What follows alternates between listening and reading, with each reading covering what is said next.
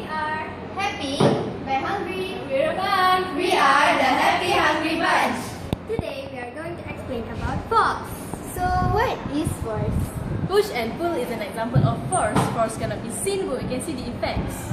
Force can change an object, shape, position, speed, and direction. The example of force includes gravitational force, frictional force, electrostatic force, and last but not least, magnetic force.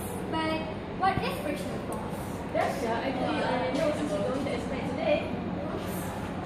It's okay, Dasha, let me explain. Frictional force is produced when two objects are in contact with each other. It prevents an object at rest from moving. Now let my lecturer Fatin show you an example.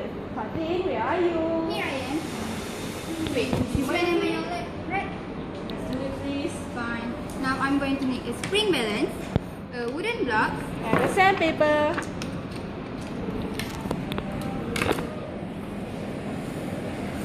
watch it carefully. Then on the table. So, the wooden blocks move even slower on the surface on the sandpaper than the table because the rough surface of the sandpaper increase the frictional force. Wow, thank you, Fatin. Now it is my turn to explain gravitational force.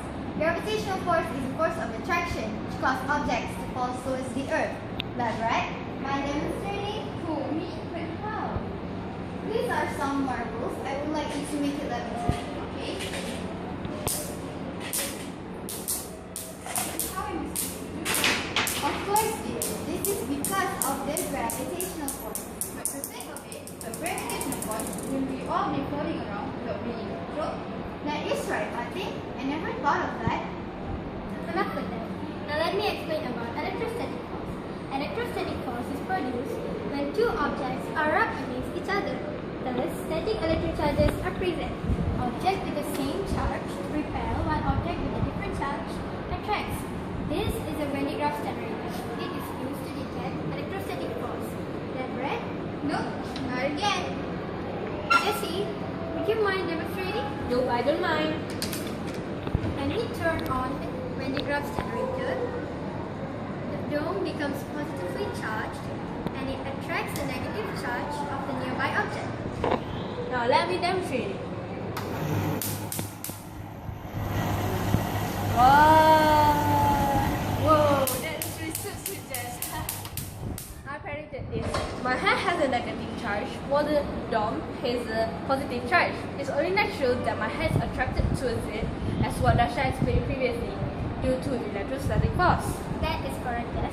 I'm glad that you paid full attention to my briefing. Now, Shakira, do you mind explaining about magnetic force? I don't mind, Dasha. It is push and pull force exerted by a magnet, like poles repel while opposite poles attract to each other. Fatin, where are you? Should I? Thank you, Fatin.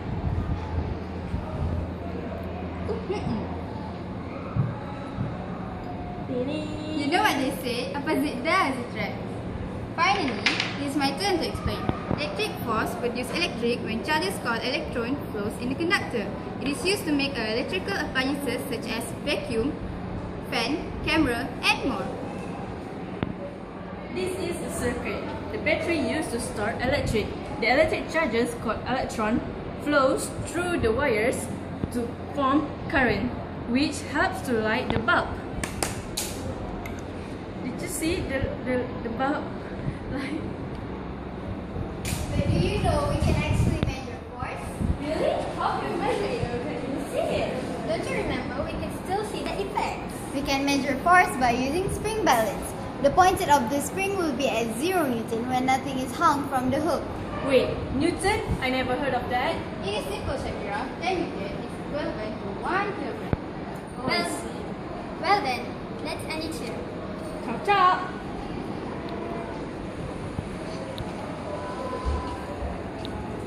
Well, wasn't that interesting? That is the beauty of science. Well, STEM to that side. Wait. STEM? I don't think we prepared for this. Relax. Let me introduce you to STEM, STEM. But in long term, we can say it as science, technology, Engineering. And mathematics. STEM.